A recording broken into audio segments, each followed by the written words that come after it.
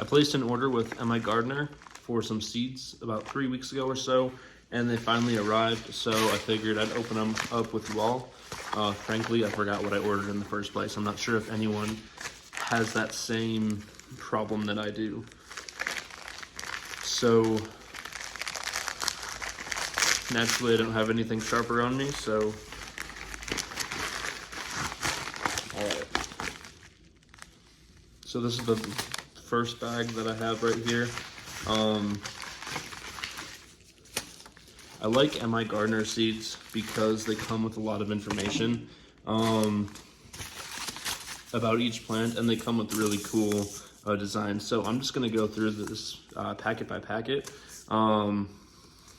just to give you a rundown of what I ordered. So the first thing, some Thai basil, and look at the quality. $2 per seed pack, not too bad. 250 basil seeds, that's a pretty good deal. I ordered some garlic chives, and on the back of these packs that tells you everything you need to know about a variety, when to plant it, how deep to plant it, how far apart, germination temperature, all that stuff. So some garlic chives. I have some kale. Not a big kale guy, but maybe I will be if I grow some. Kind of just want to have everything. I have quite the seed collection already. I just like to have the seeds, you know, just in case. Some Grand Rapids leaf lettuce. I'll probably get those started here. I'm in Western Colorado, Zone 6B. So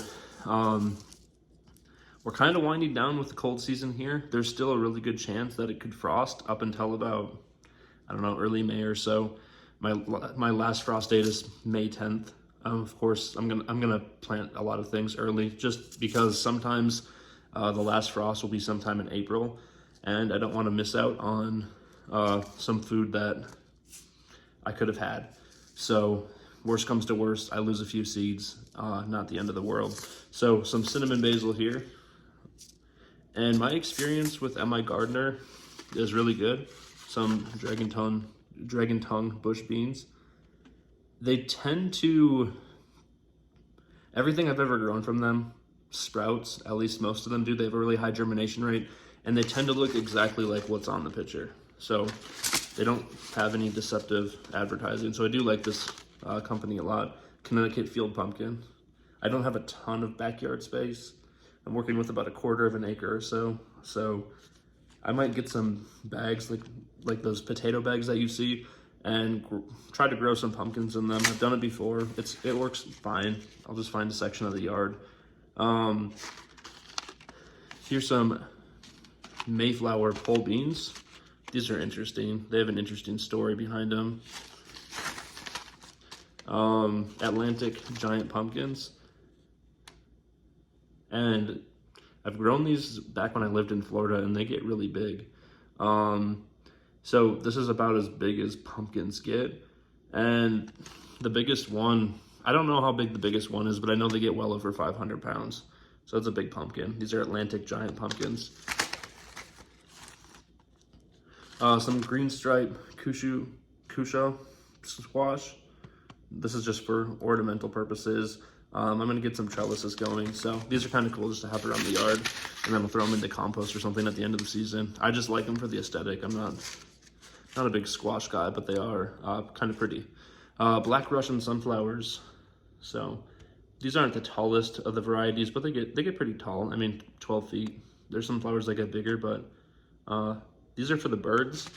I'll probably save a couple heads or so, but these are mostly for the birds, because I like to have the birds around in the yard. Cherokee black pole beans. I'm a big fan of growing vertically, so I try to get the pole variety of beans. There's some good bush beans out there that I like, but growing vertically, it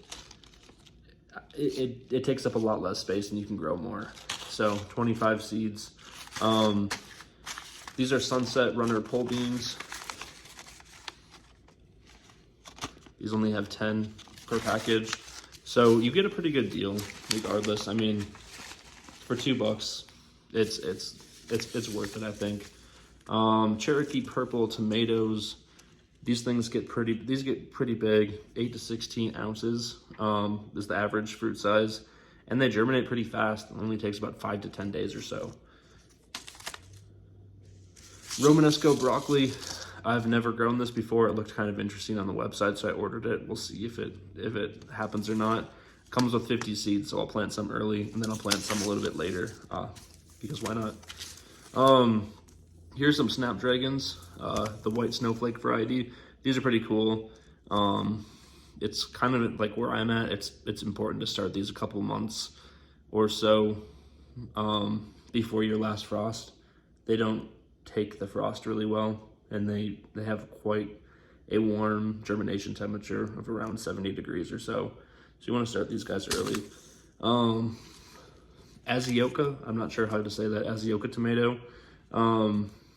These, again, I've never grown before, but it just adds some color to the garden.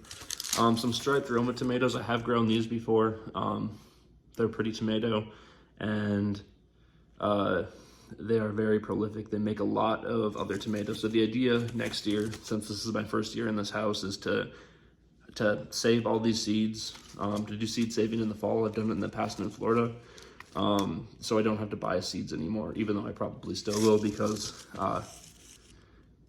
if you know anything about like Pokemon, gotta catch them all. Well, that kind of transformed into adulthood with me with seeds.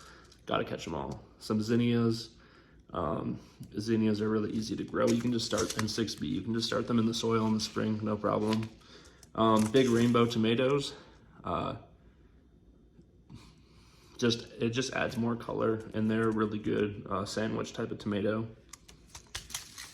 Tropical sunset tomatoes. I'm gonna keep these in one of the pots out in my backyard. These are an indeterminate variety, so they should produce all season long as they don't have any diseases. They get about 2 to 3 inches, 2 to 3 ounces in size, not inches. Salvia, St. John Fire.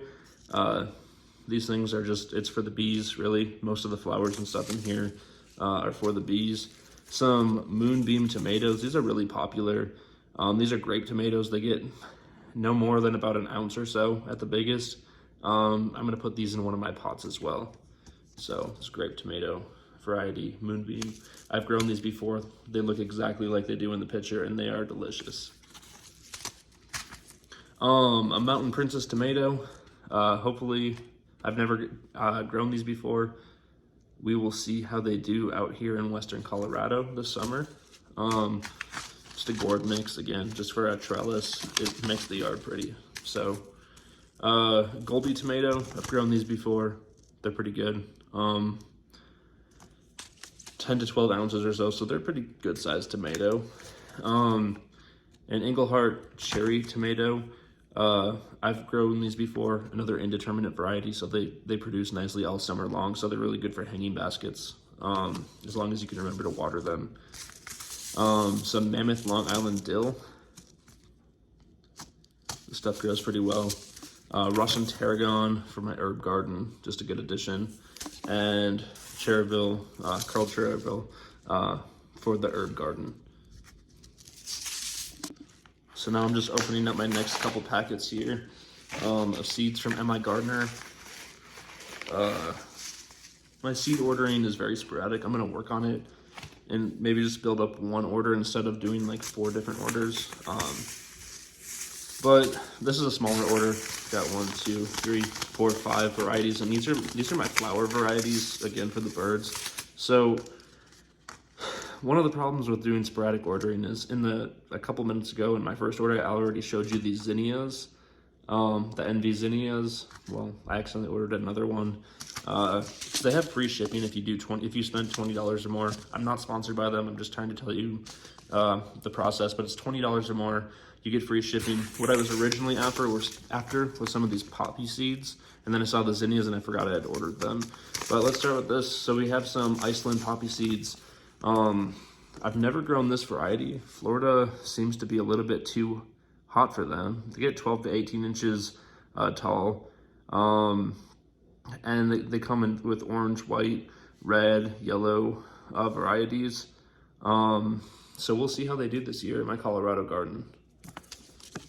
And then Purple coneflowers. These things grow good anywhere. I grew them in Florida. I'm sure they can grow here just fine. I've lived in Colorado before, and I've also grown them then, so I'm not too worried about it. Here's just a poppy mix. So it comes with 1,000 seeds. Their seeds are really small, but these are for the birds, or for, not the birds, the bees. And then lastly, in that envelope were the California poppies. I believe this is the state flower of California, if I know, something like that. But they're pretty. So again, for the bees. And then in my last envelope, I still have one more order in the mail coming from them, from M.I. Gardner. So 1, 2, 3, 4, 5, 6, 7, 8, 9, 10 varieties here. I have purple sprouting broccoli. I've never grown this variety before. I'm gonna winter sow some of this, and then I'm also going to sow some of this inside under a green light just for backup. I like having a lot of broccoli. I eat it a lot. Spring rapini broccoli. I've grown this before. It grows fine. I've grown it in Colorado, and I've grown it in Florida, so I'm not too worried about that one. Some Copenhagen market cabbage. I'll grow that early, probably earlier than I'm supposed to, just to see what I get. Out here in 6B, Western Colorado, the weather's iffy. Sometimes we skip spring and go right into summer, but then sometimes we get to spring and we revert back to winter. So we'll just see what happens this year. A long purple eggplant. I don't eat eggplant. I've honestly never really tried it. I might try it. This is more for ornamental purposes, just to add some color to the garden. Mizuna mustard. Put this in probably with the herbs, I'm thinking.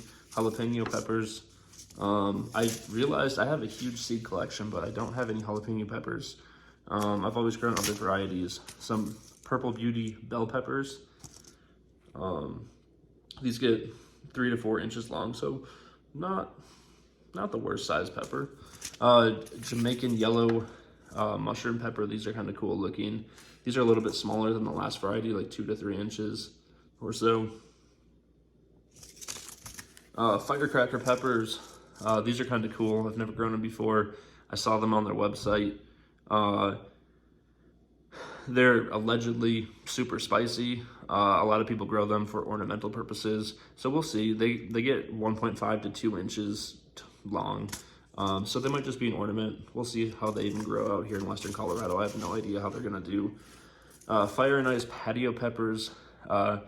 It's kind of marketed as a container variety of pepper, and I might put them in containers. The cool thing about containers is that, well, maybe I should say the cool thing about peppers is that peppers are perennial as long as they don't freeze over the winter. So I can really just cut them back if I grow them in some pots and then put them in my shed where it doesn't really get below freezing, or even in my heated garage, and just let them overwinter, and then just amend the soil in the spring and not have to plant these again. So maybe just grow them as a perennial. We'll see. And then finally, sun gold tall sunflowers. These are not these are just pretty. That's why I ordered them. That's really it.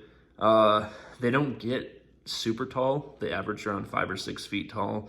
And they don't take frost very well, so I'm not going to plant these bad boys until probably May or June. But they grow really big. I've grown them in the past, and they're just a very unique looking kind of sunflower. And while I was filming this video, I found some of these seed packets that was sent to me by our local agriculture extension office with the USDA, Roquette Arugula, I think it's called. This is the county extension office. They just send you free seeds if you ask for them. They put out a survey, and I said, sure, send me some free seeds. So they sent me some interesting ones. Some Oxheart tomatoes. I have no idea what these look like, and I've just been so busy with everything else, I haven't had the time to look really. And then I have some Keystone resistant giant peppers that the agriculture office sent me. The cool thing about it is they said that they only send seeds that do really well in my region of Colorado, so these should work pretty well, but we'll see what happens. if you want to follow along on my garden journey, feel free to hit the subscribe button if you want to. But until next time,